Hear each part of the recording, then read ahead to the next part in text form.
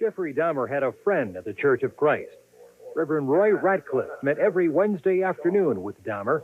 They studied the Bible together. Ratcliffe last saw Dahmer the day before Thanksgiving. He was very grateful, full of a Thanksgiving spirit, if you would. Jeffrey Dahmer's death has deeply moved Reverend Ratcliffe. He's grieving.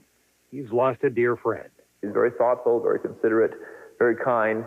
I know that doesn't fit in with what we think of a serial killer, but the Jeffrey that I knew, I think, had made some major changes before I came into his life. He wasn't at all the same type of individual that I think he had been before. The Reverend says Dahmer got on well with fellow inmates at Columbia.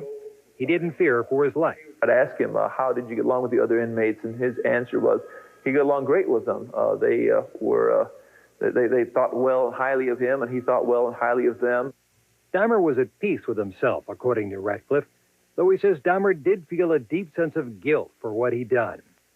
It was those weekly visits the two men shared that helped Dahmer deal with his past. And he looked forward to seeing me next week. See you next week, he said. I think was his last words that I heard him say. Rob Starbuck, WIOC News 3.